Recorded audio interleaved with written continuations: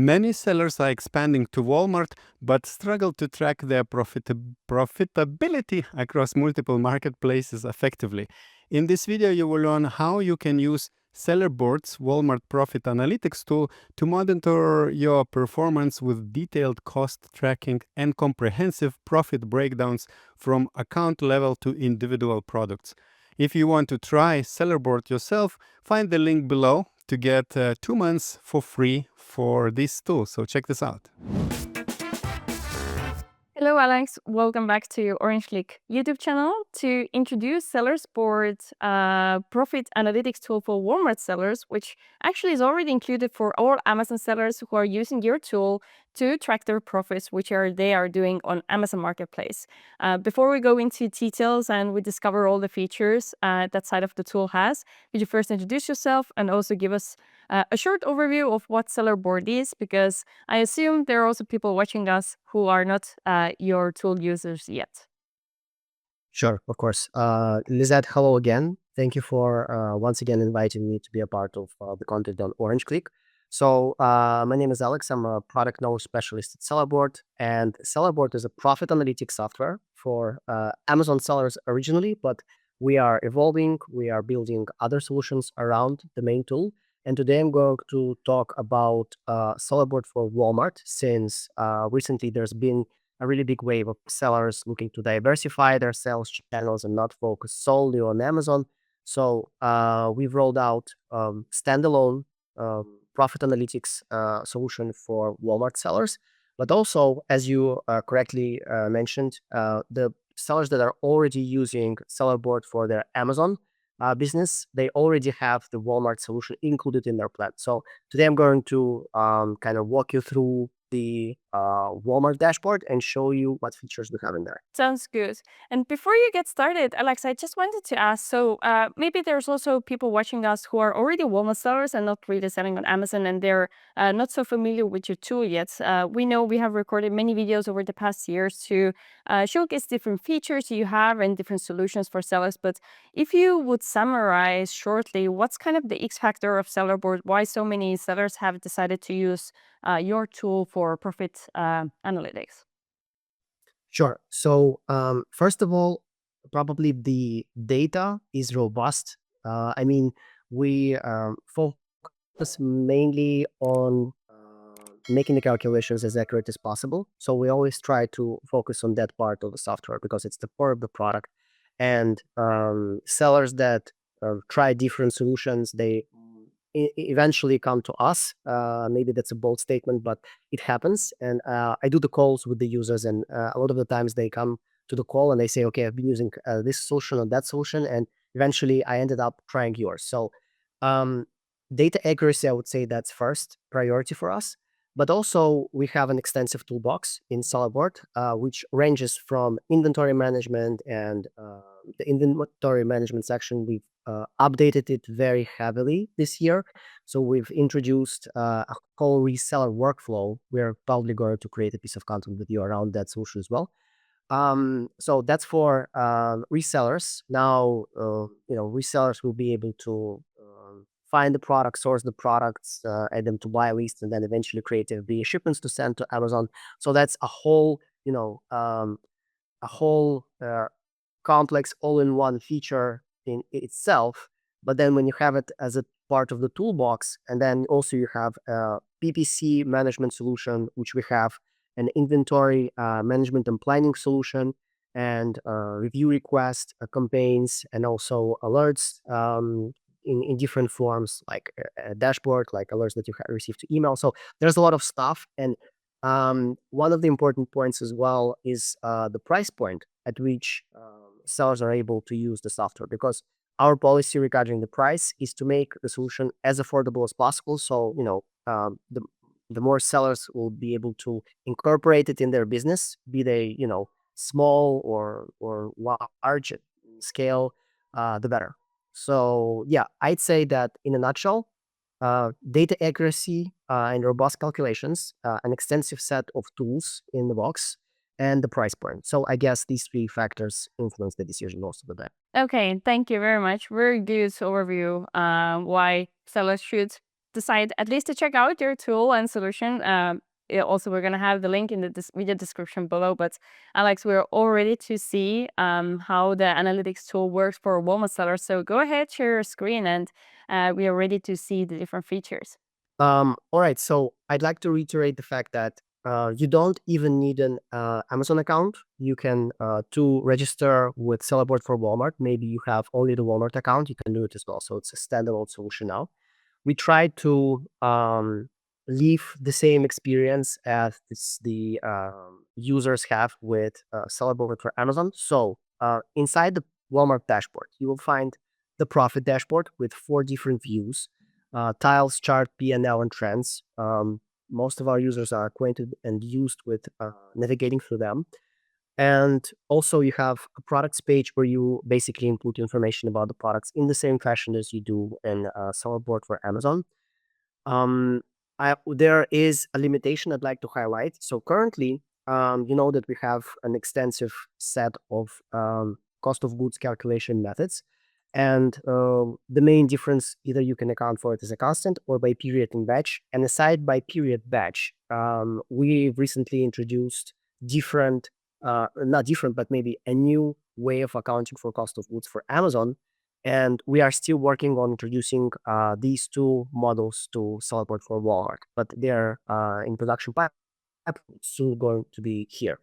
For now, Walmart sellers can account for their cost of goods by period. So this is also, I mean, pretty good if you have variations in your cost of goods. But once we will roll out the first in, first out method, it will be the most accurate possible. So be on the lookout. It will be released soon. Also, we have a shipping costs page where FBM sellers, or in case of Walmart, sellers that fulfill the orders themselves, they can account accurately for their shipping costs. So I'm going to show you how this feature works in a second. You can also account for pick and pack costs if you have a prep center and you are paying for prepping the orders. Then you can account for those costs as well per package, per item inside the order. And also, if the prep center has a rule where your cost per prep package is decreasing with each other package, you can account for that as well. So, and then lastly, we have the indirect expenses page here as well. So a solution that's known by users of sellerboard for Amazon. It helps you track your indirect and overhead expenses and include them in the profitability calculations. I'm going to jump back to the profit dashboard and show you where exactly they'll show up. But essentially, this is the page where you track stuff like software subscription, rent, any kind of additional services that you might have. And be these expenses one time or recurring, it's very easy to keep track of all of them in here. But let's jump back to the profit dashboard for now. My main goal here is to highlight that with sellerboard for Walmart, you have the same principle of analyzing your top to bottom, so from the account to a product level. Currently, let's take a look at the figures that we had last month. This is, by the way, a demo account, just a quick reminder. So not necessarily all of the numbers will make too much sense in here. But just to show you, as well as in sellerboard for Amazon, you have the option to analyze your performance on an account level, dig into the elements that were taken into account for calculating your net profit. So add your GMV in here, divided into subtotal, what was paid for shipping, and we also account for refunds as well. Then you have your advertising costs. So if you're doing advertising with Walmart, we'll account for those costs, attribute them on a product level, so and also display them by type of campaign in here. Then you have your shipping costs. These will include both WFS and the shipping costs for the orders that the sellers fulfill themselves, which they can set up on the shipping cost page with the shipping cost profiles. I'm going to show you how that works. And the picking pack costs will also appear under shipping costs. Then you have a separate tab for all of your Walmart related fees. So just as with Amazon, they'll be grouped together under one tab. And obviously your cost of goods, When all this will be taken into account, you'll be left to your gross profit. And essentially, to end up with your net profit at the bottom, you'll need to account for your expenses as well. So that's done on the indirect expenses page. So bottom line, same principle as accounting we do in sellerboard for Amazon, and the same principle applies to product level profit calculation. So whenever I have my last month selected or any other period, I have the list of products that were sold in that period in the table beneath, and then I'm able to analyze the profitability calculation for all of my products sold on Walmart. Again, having the same exact structure for calculations. So yeah, you always know which factors influenced your performance, whatever it is, good or bad. All right. The other tools in here pretty much are the same as you have them in the original seller board. So you can group your products by brand, by channel. You can view the orders instead of viewing the products if you switch to the order items tab over here. And again, if you are doing both WFS and you do your own fulfillment, then the grouping always helps to compare your performance and see, how you evolve in both of these models. So the tiles view, then let's take a quick look at the other views for those who don't know about Sellerport and don't know how we treat profitability analytics. So the chart view is a good way to show you your performance.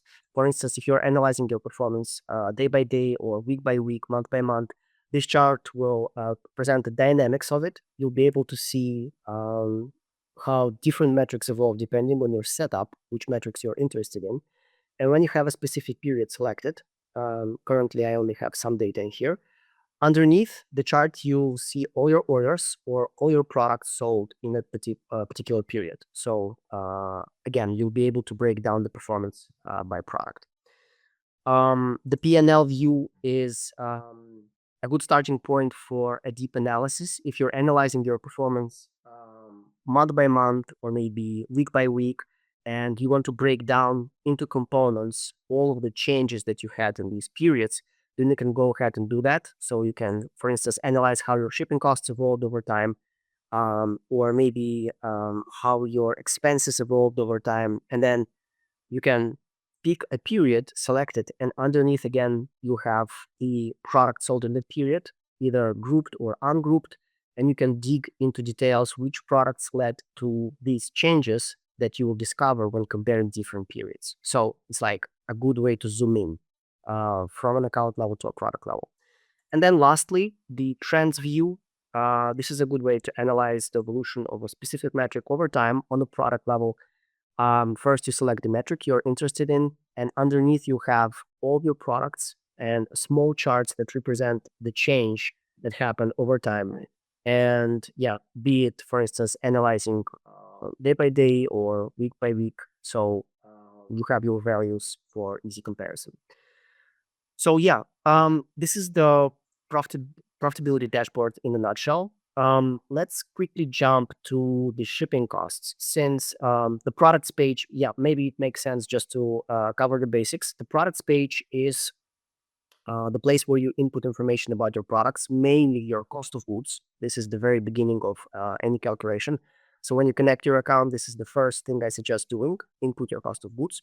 You can do it either one by one if you don't have too many ASINs, or you can use the import function over here. It's a way to import your COGS in bulk if you have a lot of ASINs, and obviously update them afterwards if they will change. So yeah, this page is pretty basic. So let's take a look at the shipping costs page. So the shipping costs page is where you create your shipping cost profiles. Imagine that you have shipping service provider and they charge you a fee in the first three quarters of the year. And then when Q4 comes in, then your shipping costs suddenly change to they increase because the demand for shipping services increases as well, and so on. So you need to have different shipping costs for different periods. This is exactly what you can do with your shipping profiles. So how it works? By default, you always have one shipping profile, which is applied to all of your products. So you cannot delete it. You cannot change anything about it because sellerboard needs to account for some kind of shipping if you are handling the shipping yourself. So you can account for no shipping cost at all, or you can account for exactly the amount the client was charged, or one of the other key models. So by price, by number of units in the package, or by package weight. So once you select the shipping cost calculation rule, you select the units that you are measuring in, and then you create the pricing grid. How it works. So you can have several shipping zones, for instance, domestic and rest of the world, or you can add other rows in here and select by country. Maybe if you're selling in Europe, it makes sense if your shipping is different for different countries. That's for rows. And as far as columns go, you can create different segments. So in this case, in this example, I will be paying, for instance, if we're talking domestic shipping, then for everything under 3 kilos, I'll be paying $3 for per package. And then for everything under 6 kilos, I'll be paying $4 for every package and $6 for everything under 10 kilograms. So these are pricing tiers. And for the rest of the world, I can input other values because probably the shipping will have a different price. So this is the way you create the pricing grid. And we are analyzing currently the default shipping profile that's applied to all of the products.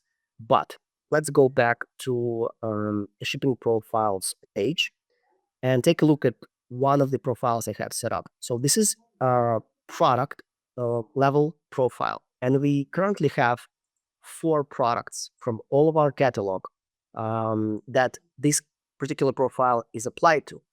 Another thing that I can do with the product level profiles is select a period. This is probably the most important part. So I can say that, okay, for all of my shipping that I do myself as a seller, starting with, I don't know, let's say maybe September 1st and up until the 31st of December, this will be my shipping cost calculation grid. So this is what I will apply in shipping cost calculation for all of these 4 products. And what I can do then for other products, I can create another shipping profile, include the other products that might be different by their nature, and I will create another pricing grid. So basically, the shipping cost profiles, they allow you to introduce a flexible way to account for shipping costs with different products, different pricing tiers, different periods, and you can assign these shipping profiles in 2 ways. So this is the first one, where when you're creating the shipping profile, you can select the products from the list, or you can jump to the products page.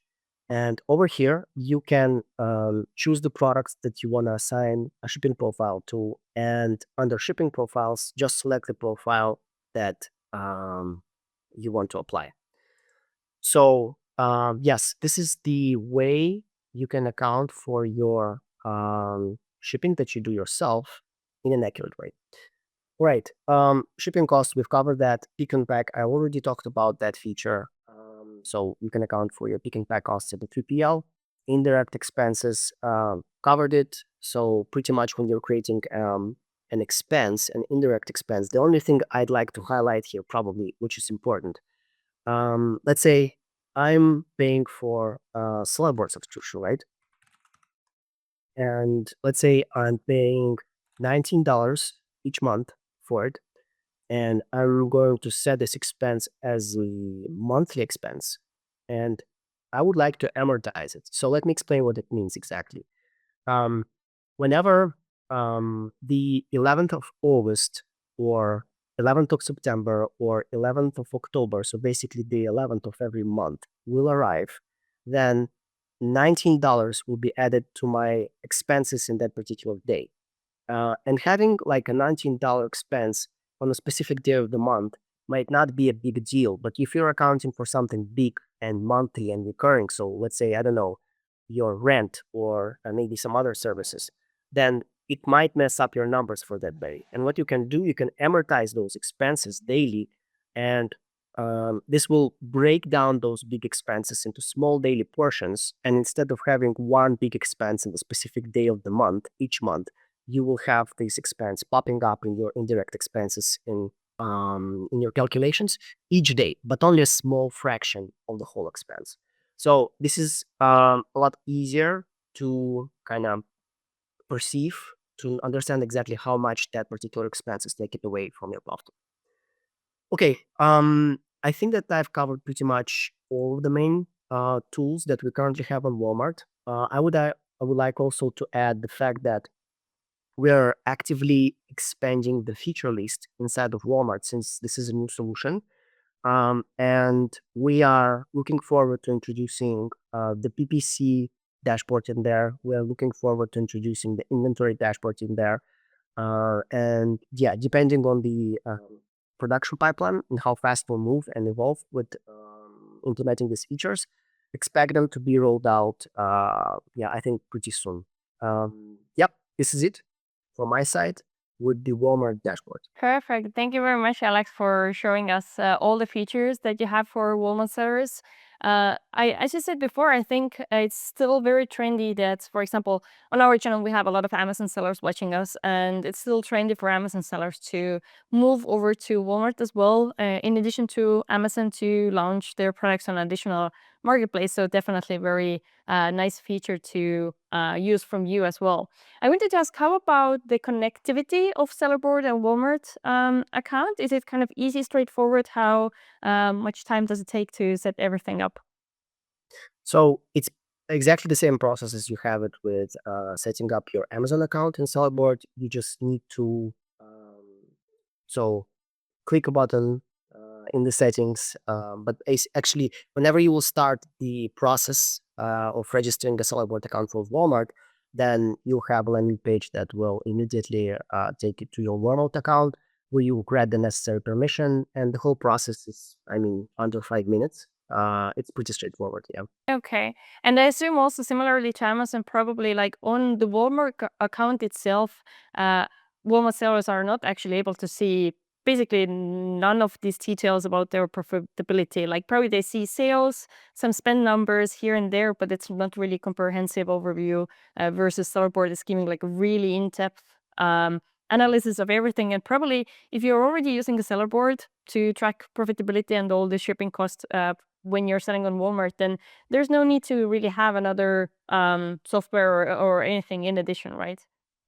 Yes, correct. So, coming back to your first question, the same situation as with Amazon, it will not make sense to try and track your profitability neither in Walmart nor in Amazon, because you're not providing the cost of goods to these platforms. So this is your data. You kind of need to keep it private. You need it to for profit calculation. So um, you obviously either do it in your own spreadsheets, and it's a full-time job doing all the math, or you have a tool set up which will help you understand your profitability like at a glance. And yeah, so that's one. And the answer to your second, or not the answer, but also the comment. If you are already selling on Amazon, and if you're using Sellerboard, make sure to use Sellerboard for accounting for your profitability on Walmart as well when you transition, because it's included in the plan. There's no additional cost to it. So, and you already know the UI, you know how it works. So it will be pretty easy to not even transition, but just to, make it a part of your routine as well. Awesome. Thanks again, Alex. So if you watch this video, you're curious to check it out, then there's a link in the video description below. And also, if you have any questions about either Sellerboard for Walmart, which we just covered in this video, or also you're gonna go and go around and demo, and you're also checking out the Amazon site to track profitability. And if you have any questions, then leave them as comments below, because then we can ask Alex to come back to the video and answer those as well. So thanks again. Was another interesting video with you, and I hope to see you soon on our channel. Sure. Thank you, Lizette, again for the invitation. It's been a pleasure, as always, and good luck. I hope this video will help you to track your profitability across multiple marketplaces with sellerboard's Walmart Analytics tool. And if you want to try sellerboard yourself, you'll find the link in the video description below. And this link will give you 2 months of free account at sellerboard instead of 1 month. Also, don't forget to hit like and subscribe to our channel, and leave any questions you have about sellerboard's tool in the comment section below, and we will ask Alex to respond to them. And now I recommend you to watch another video where you will learn how to automate Amazon PPC using sellerboard to save time and increase ROI.